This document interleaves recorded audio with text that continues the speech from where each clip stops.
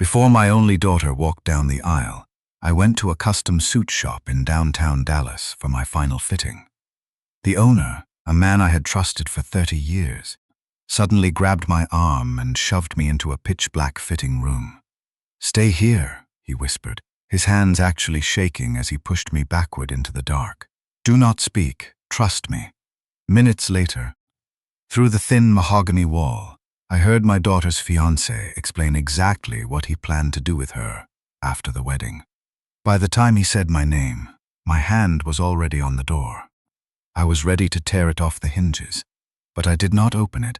I stayed in the dark. I listened to every single word, and I waited until the aisle was full. This is not a story about a misunderstanding. This is not a story about pre-wedding jitters or a demanding mother-in-law. It is a story about a predator who thought he had found the perfect, gullible prey. And the exact moment he realized the old man he planned to put in a nursing home was the one holding the leash. If you are a father, you know that your primary job is to protect your children from monsters. But the hardest part of being a father is realizing that sometimes the monster is the man she is wearing a white dress for. My name is Thomas Whitaker. I am 68 years old. To the people who pass me on the street or see me buying coffee at the local diner, I am just a retired ranch manager. I wear denim shirts, scuffed leather boots, and a silver watch my late wife gave me on our 10th anniversary. I drive a truck that has over 200,000 miles on it. I live quietly, and I prefer it that way. What the people at the diner do not know is that I am the sole controller of the Whitaker Family Trust. The trust owns several thousand acres of untouched land outside of Dallas, complete with extensive mineral rights, water rights, and highly coveted real estate that corporate developers have been trying to pry out of my hands for 2 decades. I am a wealthy man. But wealth in my family was never a weapon. It was a foundation. My wife, Sarah, loved that ranch. She knew every acre of it. Before she passed away from a sudden aneurysm 7 years ago, she established a rigorous framework for the trust to protect our only daughter, Emily. Sarah knew that money attracts a very specific kind of rot.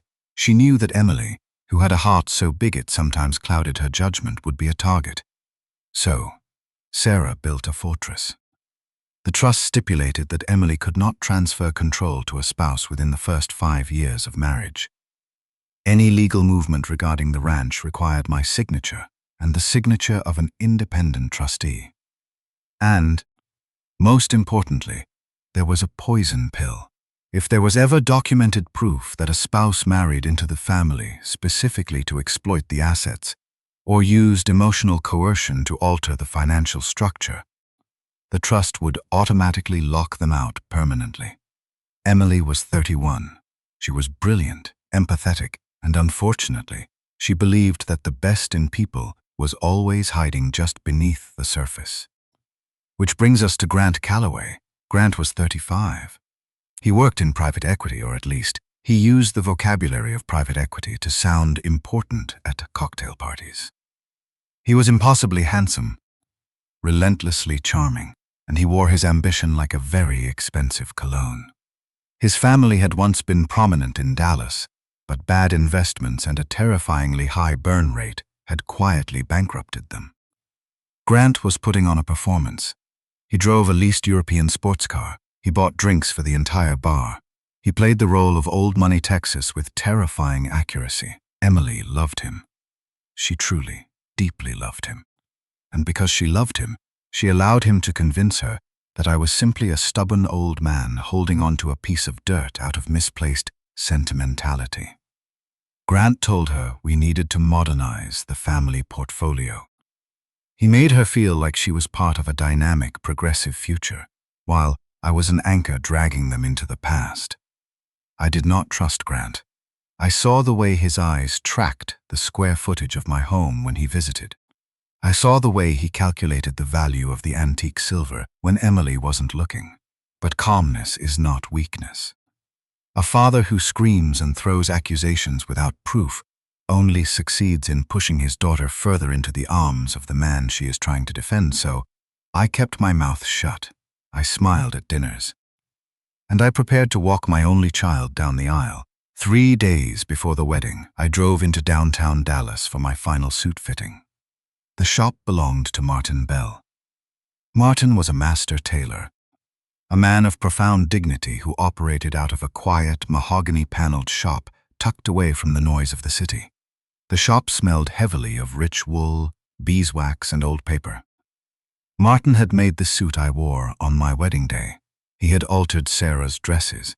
He had watched Emily grow from a little girl hiding in the velvet curtains into a woman preparing to become a bride. He was not just a tailor. He was a silent historian of our family. I walked into the shop at 10 in the morning. The brass bell above the door chimed softly. Martin emerged from the back room, a tape measure draped around his neck. He looked older, his hair completely silver now, but his eyes were as sharp as ever. "Thomas," he said warmly, extending a hand, "right on time. The charcoal wool is ready. Step into the back, and let's make sure the shoulders are sitting correctly." I followed him into the rear fitting area. It was a private alcove, separated from the main showroom by thick velvet curtains and a series of heavy wooden partitions. The lighting was low and elegant. I took off my jacket and slipped into the custom suit coat. It fit perfectly, like a second skin. "You look like a man ready to give his daughter away," Martin said quietly, smoothing a microscopic wrinkle on the lapel. "I look like a man hoping he's doing the right thing," I corrected him softly. Martin paused, his hands stilling on my shoulders. He knew me too well. He knew I didn't like Grant, because he had also been hired to make Grant's tuxedo. But before Martin could respond, he glanced past me, looking through the narrow gap in the velvet curtains toward the front windows of the shop. I saw the color completely drain from his face. A sleek black SUV had just pulled up to the curb outside. "Martin?" I asked, turning my head. "Are you all right?" Martin didn't answer. He moved with a sudden, frantic energy that I had never seen from him in 30 years. He grabbed me by the arm, his grip surprisingly strong, and shoved me backward. "Hey!" I started, stumbling back. "Stay here," Martin hissed, pushing me into one of the deep, pitch-black fitting closets built into the wall. He practically threw my street clothes in after me. "Do not speak. Do not make a sound, Thomas. Trust me." Before I could demand an explanation, the heavy wooden door of the closet clicked shut, plunging me into total darkness. The space was incredibly narrow. I was surrounded by the smell of cedar and dry-cleaned fabric. My heart hammered against my ribs. I pressed my hands flat against the thin mahogany paneling of the door, ready to push it open. Then, I heard the brass bell chime at the front of the shop. Heavy footsteps clicked sharply against the hardwood floor. There were 3 people. "Martin," a voice rang out. It was smooth, confident, and dripping with an arrogant sort of entitlement. It was Grant Calloway. "I know I'm early for the tuxedo pickup, but we have a tight schedule today. The rehearsal dinner is consuming my entire afternoon." "Of course, Mr. Calloway." Martin's voice drifted back. He sounded perfectly composed, completely hiding the fact that he had just shoved me into a closet 10 seconds earlier. "I will retrieve the garment bags from the back. Give me just a moment." I heard Martin's footsteps retreat into the workroom. I stood in the darkness, barely breathing. The thin wooden walls of the fitting closet amplified the sound from the showroom. Grant was not alone. "This place is depressing," a woman's voice said. It was Vivian Calloway, Grant's mother. She was a woman who wore too much jewelry and viewed every social interaction as a transaction. "It smells like mothballs and failure. Why didn't you go to my tailor in Highland Park?" "Because Thomas insists on using this relic," Grant said, his voice dropping into a tone of utter contempt that he had never, ever used in front of me or my daughter. "It's part of his whole humble rancher aesthetic. He loves pretending he doesn't have $50 million in assets sitting underneath that dirt." My blood ran cold. "Well, the aesthetic ends on Saturday," Vivian said coldly. "Is the paperwork finalized with the attorneys?" "Yes," a third voice spoke up. A man, likely a lawyer. The spousal consolidation agreement has been drafted exactly to your specifications, Grant. It's disguised as a routine post-nuptial tax efficiency document. It bypasses the 5-year waiting period by shifting administrative power directly to a joint LLC. And Emily, Vivian asked, will she actually sign it? I pressed my ear against the wood, my knuckles turning white in the dark.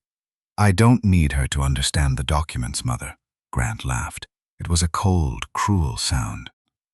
I just need her to be emotional enough to sign them. We're doing it the morning after the wedding, right before the honeymoon flight. She'll be exhausted, she'll be riding the high of the ceremony, and she'll sign anything I put in front of her if I tell her it secures our future. Once I have control of the trust access, the ranch is gone by Christmas. I already have a buyer lined up from Houston. And the old man? Vivian asked smoothly, as if she were asking about the weather. Thomas won't let you sell the land without a fight. Thomas won't be in a position to fight, Grant said. I could hear the smirk in his voice. Once the LLC is active, I'm initiating a medical proxy review. We'll move him into an assisted living facility by the end of January. Emily will cry for a week, but she hates conflict. She'll accept it. Old men are easier to move after weddings. She'll thank me for taking the burden off her shoulders. I stopped breathing. The darkness of the closet felt like it was pressing in on me, crushing the air out of my lungs. My hand shot to the brass handle of the door. I was going to tear it open. I was going to walk out there, grab Grant Calloway by his expensive throat, and throw him through the front window of the shop. But then, Grant's cell phone rang. Hold on, Grant said, the rustle of fabric, a beep. And then his voice changed entirely. The cold, calculating predator vanished, replaced instantly by the warm, loving, gentle man my daughter thought she was marrying. Hey, beautiful, Grant answered softly. I could hear the faint, tinny sound of Emily's voice through the speaker, though I couldn't make out the words. She sounded stressed, probably overwhelmed by seating charts or floral arrangements. I know, baby, I know, Grant cooed, his voice laced with manufactured sympathy. Just take a deep breath. I'm picking up the tux right now. Don't worry about your dad, okay? I know he's being stubborn about the logistics, but it's our day. We're going to get through it together. I love you so much. I'll see you tonight. He hung up the phone.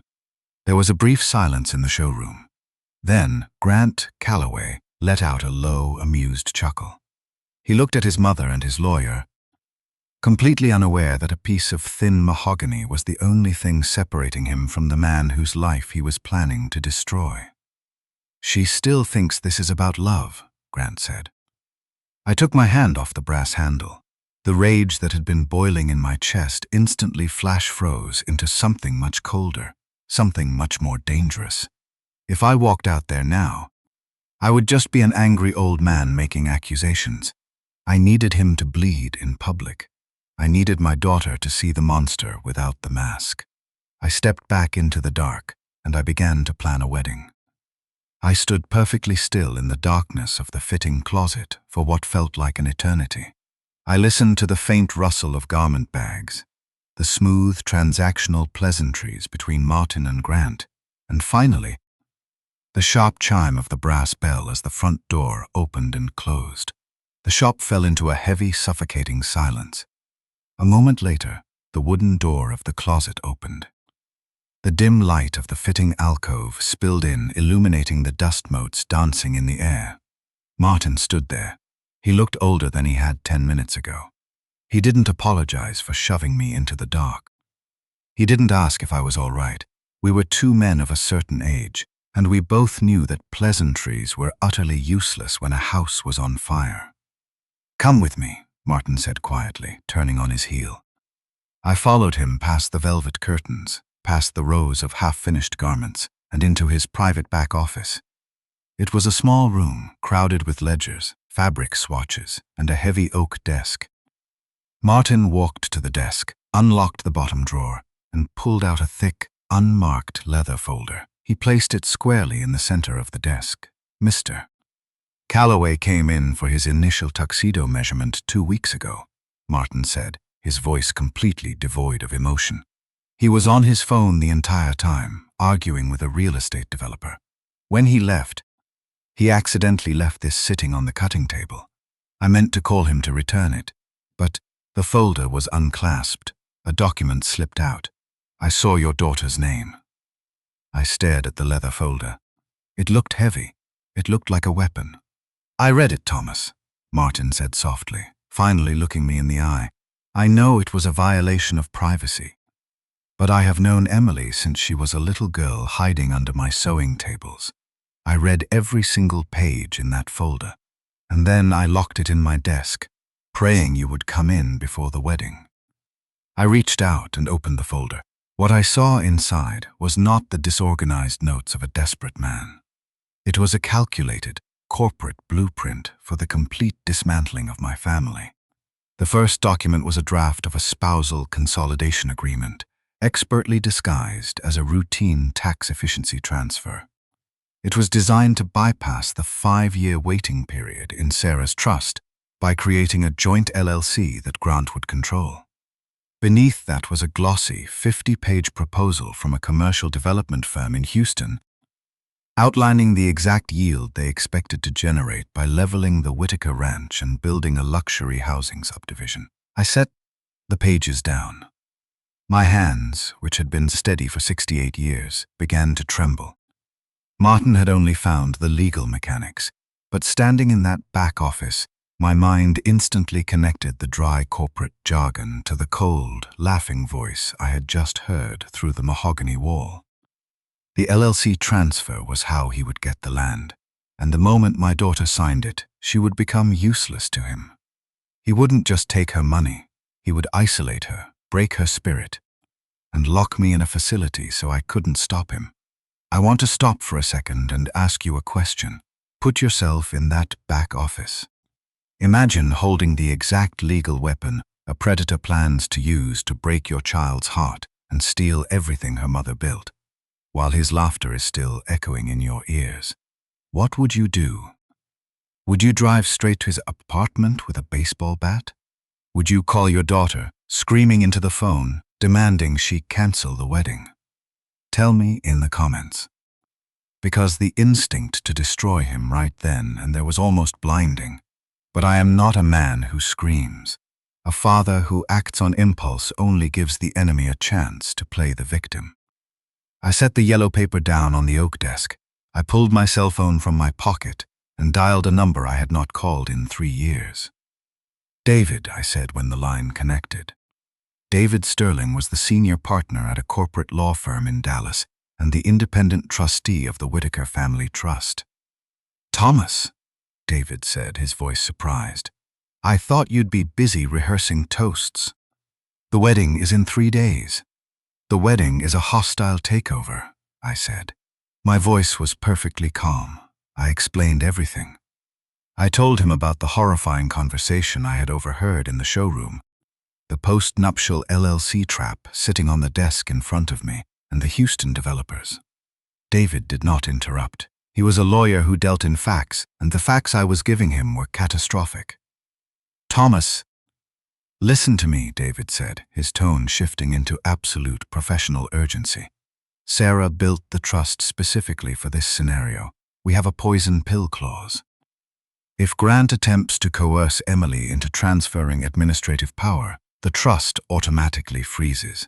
We can block him from accessing a single dime of the Whitaker assets.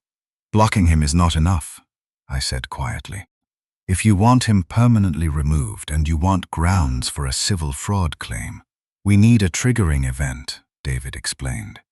We need him to either state his intent on the record, or we need him to try to execute the fraudulent document.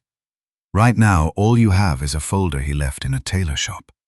A good defense attorney could argue those were just exploratory drafts. If we stop the wedding right now, Grant will deny everything. He will tell Emily you invaded his privacy, that you misunderstood a standard wealth management strategy. He will play the victim. David was right. I knew he was right. If I drove to Emily's apartment that afternoon and threw the folder on her kitchen table, Grant would twist it. He would look at my daughter with his manufactured, heartbroken eyes. He would tell her I was a bitter, paranoid old man who couldn't let her grow up. Emily would be forced to choose between the father she thought was losing his grip on reality and the man she believed loved her unconditionally. Even if the wedding was cancelled, the poison would remain. She would resent me for the rest of her life. "So what are you going to do?" David asked, the line crackling faintly. I looked at the charcoal wool suit hanging on the rack in the corner of the office.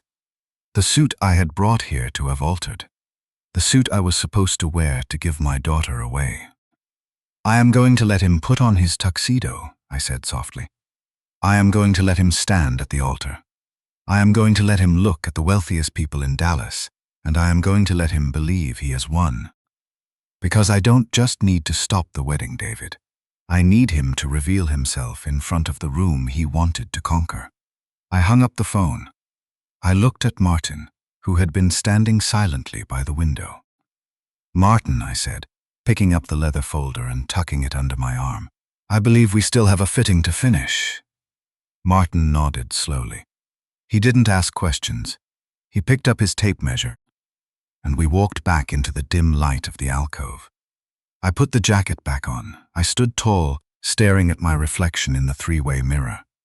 I had spent my entire life preparing to give my daughter away.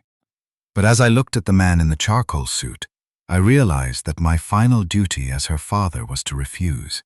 The wedding took place on a Saturday afternoon at a luxury botanical estate just outside of Dallas. The venue was exactly what Vivian Calloway had demanded. Sprawling manicured lawns, crystal chandeliers hanging from the branches of ancient oak trees, and a guest list packed with local politicians and corporate executives who had no idea they were attending a financial execution. I arrived an hour early. I wore the charcoal suit Martin Bell had finished for me. It felt like armor. Tucked securely in the inner pocket of my jacket was the leather folder containing the blueprint of my daughter's ruin. I found Emily in the bridal suite. She looked breathtaking. She was wearing a dress of simple, elegant white silk, her hair pinned up exactly the way her mother used to wear it for formal events. When she saw me in the mirror, her eyes filled with tears. She turned around and threw her arms around my neck. "Dad," she whispered, holding on to me tightly. "You look so handsome. Mom would be so proud." I closed my eyes, breathing in the scent of her perfume, my heart breaking into 1,000 pieces. "She would be proud of the woman you are, Emily. Never forget that." She pulled back, wiping a happy tear from her cheek. "Are you ready to give me away?" I looked at my beautiful, trusting daughter. I thought about the dark fitting room and the cold laugh of the man waiting for her at the altar. My hand drifted to the leather folder in my inner pocket. I gripped the thick, stiff edge of it so hard my knuckles ached, grounding myself. "I am ready to protect you," I said softly. "Always."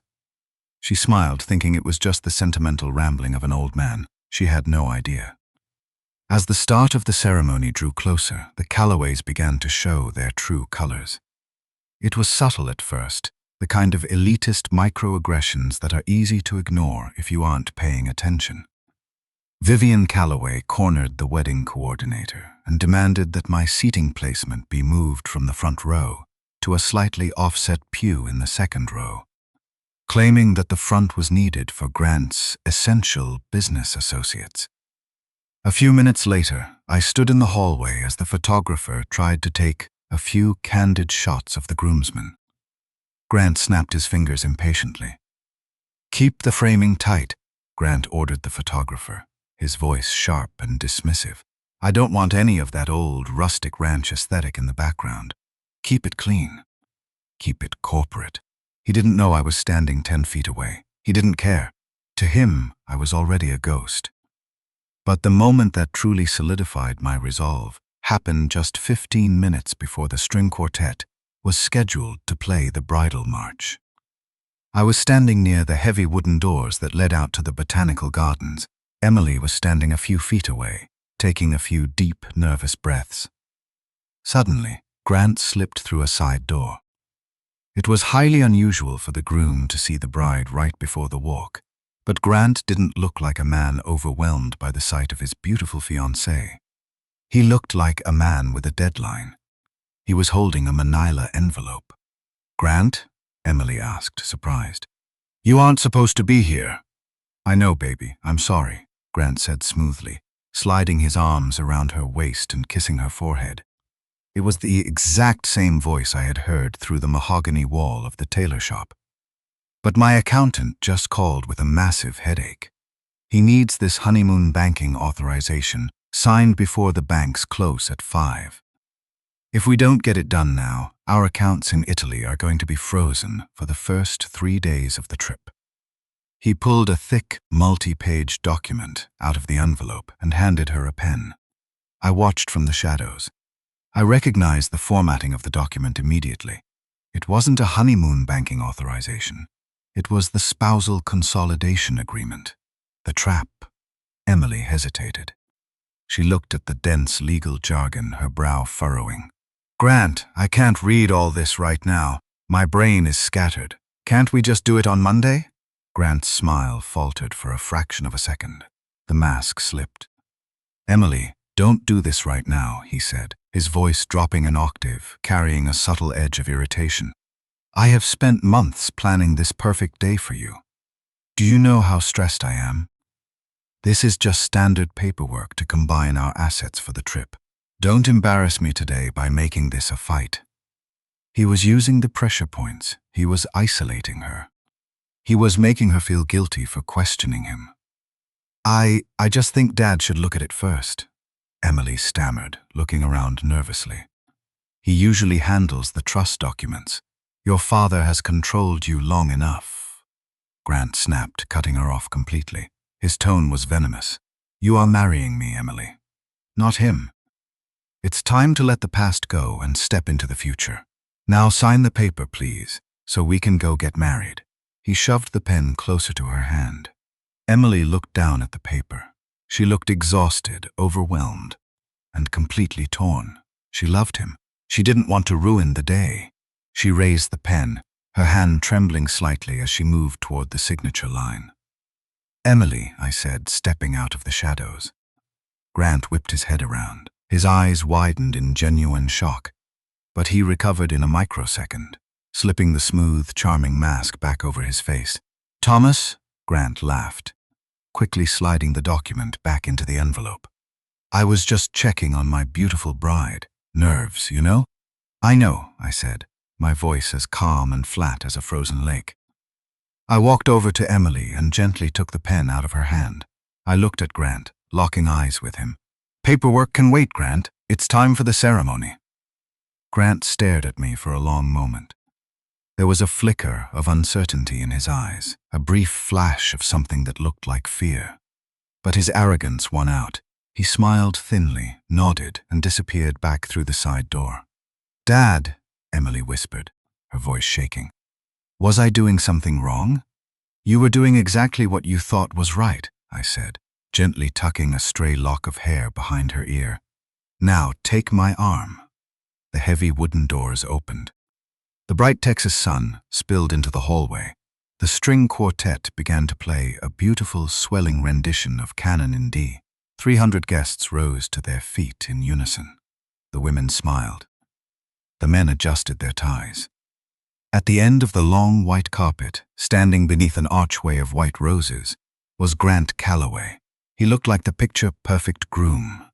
Vivian Calloway was standing in the front row, dabbing at her dry eyes with a lace handkerchief.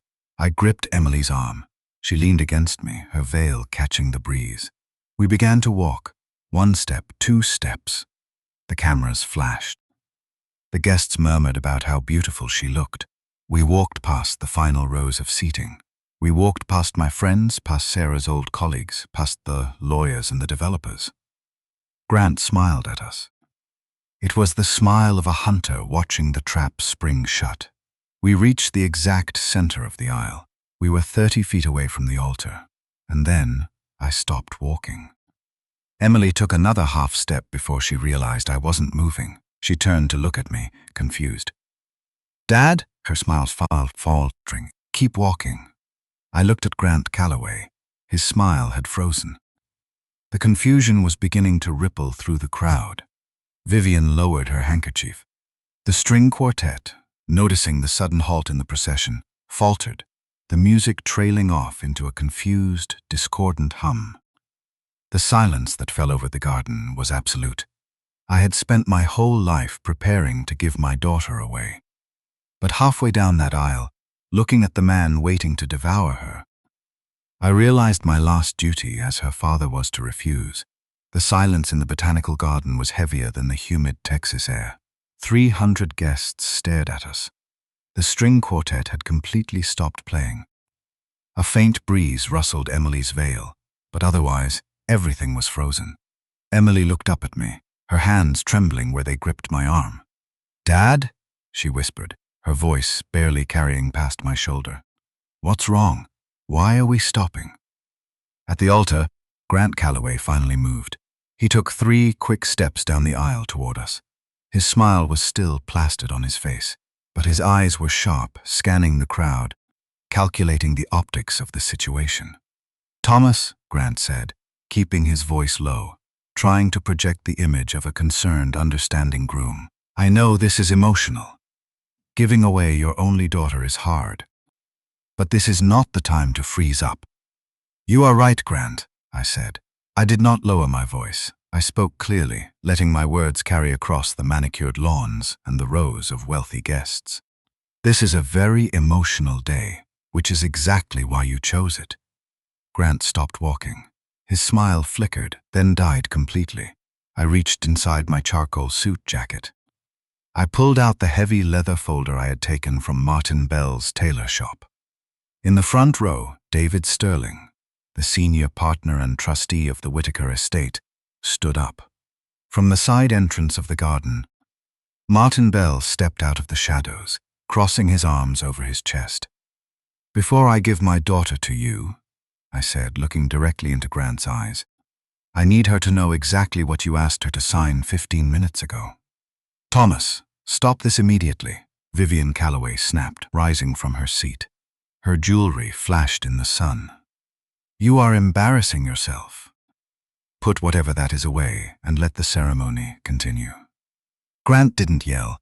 He was a predator, and predators adapt quickly. He stepped closer to Emily, grabbing both of her hands. His eyes filled with a manufactured, desperate sadness. "Emily, look at him," Grant pleaded, his voice thick with fake emotion. "Your father has been waiting for a reason to destroy us. Ask yourself why he waited until now. He's paranoid, Emily. He's losing his grip. He's jealous that you are leaving him to start a life with me." Emily looked at him, then looked at me. The crowd was dead silent. The suspense was unbearable. This was the moment Grant was banking on, the moment she would choose his comfortable lie over my ugly truth. I didn't yell. I didn't argue. I just opened the leather folder, pulled out the thick document he had left at the tailor shop, and handed it directly to my daughter. "I found the spousal consolidation agreement," I said quietly. "The one you told Martin Bell would give you control of the ranch before Christmas. The one you planned to use to lock me in an assisted living facility." Emily took the papers. Her hands were shaking. She looked down at the dense legal jargon. She recognized the formatting immediately. It was the exact same document Grant had tried to force her to sign in the hallway, disguised as a honeymoon banking authorization. The color completely drained from her face. Emily looked up. She didn't look at me. She looked directly into Grant Calloway's eyes. Her voice wasn't shaking anymore. It dropped into a deadly, terrifying calm. "If this was just a banking authorization for our trip to Italy," Emily asked, holding the papers up between them, "then tell me what page transfers administrative control of my mother's trust." Grant froze. The polished, private equity facade shattered instantly. He opened his mouth, but no words came out. He had expected to fight a crazy old man. He had not expected the bride to hold the executioner's axe. "Emily." "He is taking it out of context," Grant stammered, stepping back, suddenly realizing he was losing everything. "I was just trying to secure our future. Your dad is old. He's holding on to thousands of acres of dirt that could set us up for life. I was trying to protect you." "Protect her?" I asked, my voice turning to ice. "By isolating her? By exploiting her grief for her mother to get her signature on a fraudulent LLC transfer?" "Oh, for God's sake, Thomas, grow up!" Vivian Calloway shouted, stepping into the aisle. She had completely abandoned the image of the weeping mother of the groom. Her face was twisted in an ugly sneer of pure aristocratic entitlement. "This is business. Marriage has always been a business. My son is simply protecting those assets from your outdated, sentimental mismanagement." A collective gasp echoed through the garden. I saw an older woman in the second row, one of Vivian's closest friends, turn to her husband and whisper, "Did she just say marriage is business?" The hired photographer slowly lowered his camera, staring in shock. A groomsman standing near the altar took a deliberate step backward, distancing himself from Grant. There it was, the truth, ugly and unvarnished, dragged out into the bright Texas sun. Grant realized instantly that his mother had just admitted to the entire scheme. He looked at the horrified faces of the Dallas elite. Panic set in. The cornered animal finally lashed out. "You don't understand what that land is worth," Grant yelled, pointing a shaking finger at me, completely forgetting the 300 people watching him. "It is wasted on you. I have buyers. I could turn that ranch into a $50 million development by spring. You are sitting on a gold mine, and you are too stupid to dig." "And my daughter?" I asked quietly, letting his echo fade away. Grant stared at me, his chest heaving, his face red with fury. The silence stretched out, and then the truth finally slipped out, a fatal, arrogant confession. She was the only way in. Emily flinched as if he had struck her across the face. From the front row, David Sterling stepped into the aisle. He held up a legal document of his own. "Grant Calloway," David said, his voice ringing with the absolute authority of a man who controls the legal fate of an empire. "Pursuant to the coercion and fraud clauses embedded in the Sarah Whitaker Memorial Trust, and based on your own stated intent, the trust is now permanently frozen. You are immediately and irrevocably barred from accessing, managing, or benefiting from any Whitaker assets. Furthermore, any attempt you have made to coerce Emily Whitaker into transferring property rights will be forwarded to the district attorney for civil fraud investigation." Grant froze. The blood drained from his face so fast he looked like a corpse. Vivian Calloway stumbled backward, clutching her chest, realizing that their entire financial salvation had just evaporated in front of the Dallas elite. Grant looked at Emily. He looked at the girl he had planned to break, the girl he thought was weak and easy to manipulate. "Emily," he whispered, his voice trembling, "please, we can still get married. We don't need the ranch. I love you. I did not pull Emily away. I did not speak for her. I had protected her from the trap, but I could not walk her out of it. She had to do that herself." Emily looked at the man she had loved. She looked at the handsome face, the expensive tuxedo, and the absolute emptiness behind his eyes. Slowly, deliberately, Emily reached up and pulled the white veil off her head. She let it drop onto the grass. She unlaced her hands from the bridal bouquet and let it fall to the floor. "I was not your way in," Emily said. Her voice wasn't shaking anymore. It was as cold and hard as the diamond on her finger. She took the ring off and let it drop onto the grass at his feet. "My mother built that trust to protect me from men like you," Emily whispered, her voice echoing in the absolute silence of the garden. "I'm sorry it took me this long to understand her." Then, she turned her back on Grant Calloway, took my arm, and we walked back up the aisle together. We left him standing at the altar with nothing but a worthless piece of jewelry, and an audience of 300 people who finally saw him for exactly what he was. The aftermath of the aisle reveal was absolute. Scorched earth devastation for the Calloway family. Grant's entire financial house of cards collapsed in less than 48 hours. The Houston developers, realizing that Grant had absolutely zero legal access to the Whitaker ranch, immediately pulled their $50 million offer.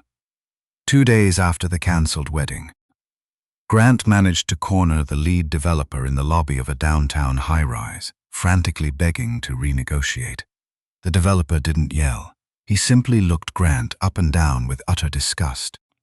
"You sold us access you never had," the developer said coldly. He turned and walked into the elevator, leaving Grant standing completely alone in the marble lobby. Without the infusion of my family's money, his creditors had finally caught up with him. Vivian Calloway fared no better. High society in Dallas is built on the illusion of impeccable manners. You can be broke, but you cannot be publicly embarrassing. The scene in the Botanical Gardens, where she had shrieked that marriage was a business, was recorded on at least a dozen smartphones. The footage circulated through the elite circles faster than a wildfire. A week later, Vivian walked up to the valet stand at the Dallas Country Club, holding her chin high, pretending nothing had happened.